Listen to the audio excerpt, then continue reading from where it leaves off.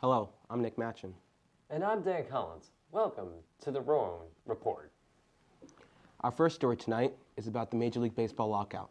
On Tuesday, March 1st, Major League Baseball announced that it was canceling opening day and the first two series of the 2022 season. The MLB and Players Union collective agreement expired after the 2021 season, and the two sides have disagreed on core economic issues. Some of those issues are the luxury tax, minimum salary, how many teams make the playoffs, and the size of the new bonus pool for pre-arbitration eligible players. The MLB Player Union were able to agree on one thing, adding a designated hitter for the National League. The two sides have blamed each other for the current situation going on. MLB Commissioner Rob Manfred said, quote, "Throughout the 5-year period, there was a lot of rhetoric with dissatisfaction with the deal that they made. If a lot of rhetoric was negative with the respect to the clubs, the commissioner's office, me. That environment someone else created. It's an environment in which it's tough to build bridges," end quote. April 7th will be the earliest possible date for an opening day should a deal be reached by then. But that date could get pushed back as negotiations are still ongoing. Now to our main story. Vladimir Putin has declared an invasion over its neighbor country. Early dawn on Thursday, February 24th, missiles have struck all around Ukraine and came from Russian forces as the invasion has started. Vladimir Putin, quote, "will do whatever it takes," end quote, to take down Ukraine as Russian forces go to attack Ukraine's capital, Kyiv. Just recently, though, on Saturday, February 26th, France has deployed more troops to help Ukraine defend their country against Russian forces. But they say it could lead to a world of war. NATO and other countries are deciding whether they should deliberately help Ukraine physically or take down Putin financially, non-physical, to stop the invasion from going further. For more on how Americans are reacting to the conflict, we take you to our field reporter, Dana Milligan. Hi, I'm Dana Milligan here in the field. I'm standing here today with John. Hi, Dana. Thank you for having me. Thank you for joining us. Is it okay if we use this video for on-screen production? Of course. Awesome. Thank you so much. No problem. So a couple questions. How do you feel about what is happening today in Ukraine with Russia? Yeah, I think it's a real travesty on what's going on with Russia and Ukraine. You know, I'm glad to hear that Ukraine is, defending themselves. You know, I hear reports on, I just heard that one of the Klitschko brothers is now, joined the front lines. And I really just think it's tragic. I did hear that they are having peace negotiations. It is sad that, a couple hundred Ukrainians have died. So hopefully that this will, conclude. And I hope that, those responsible for causing all this will, that they will be held accountable. Yes, we definitely agree. Do you think the United States should be more involved at this time? Yes and no. I say yes because I understand that we have an alliance with them, but I also feel that every nation should be able to defend themselves.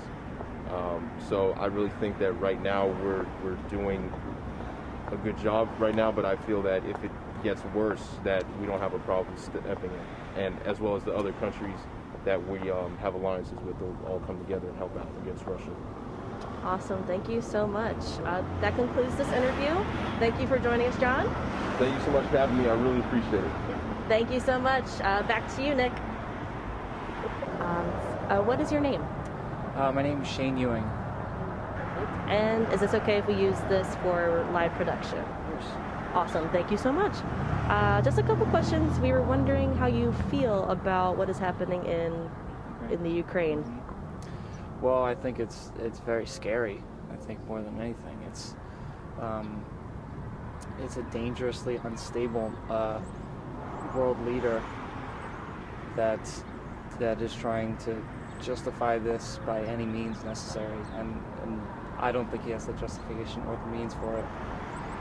I think it's a tragedy, and as much as I want to get involved and help, I also think it might be more trouble than it's worth. Right, absolutely. What do you think students of Rowan University should be doing at this time to help support the people of Ukraine?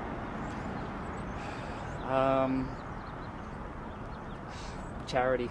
Really, that's the only thing you could do. Charity and pray. It's out of our hands. I wish that we had more control over the situation, but we're just one school and one big old state and one big old country, and Well, thank you so much for your thoughts and your time, Shane. of course. Thank you for asking. I appreciate it. Thank you. Thank you, Dana. Now we take you to Jeff Grugan in Studio B.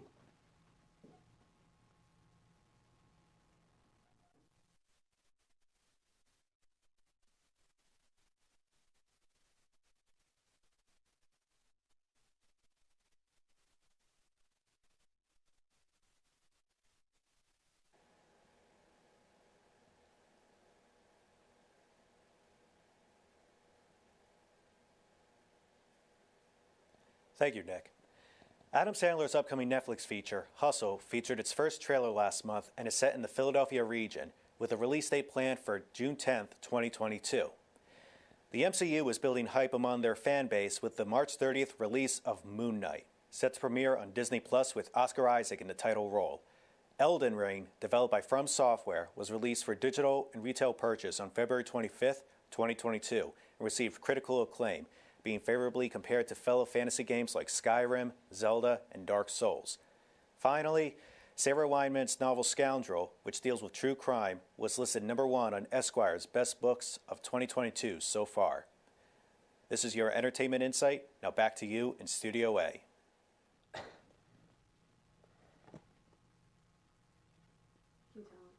Thanks, Jeff. In sports action, March Madness is only a few weeks away from starting with Selection Sunday on March 13th at 6 p.m. The Bulldogs of Gonzaga still hold the #1 seed in the country with a 23-2 record for the entire season.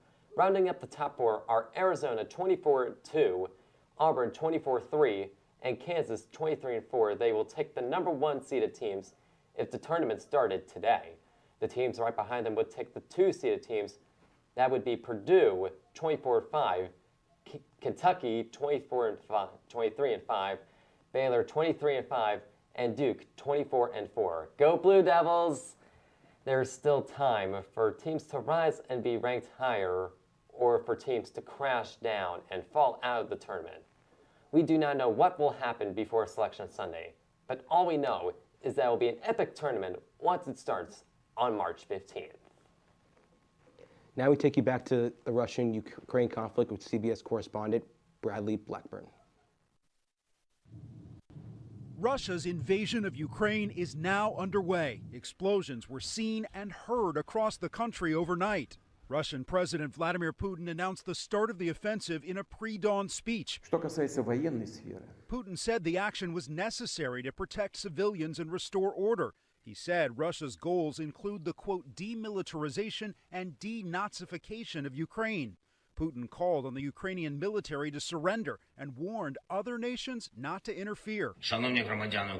Ukrainian President Volodymyr Zelensky appeared on television as the invasion got underway. He urged people not to panic and said he had just spoken with President Biden.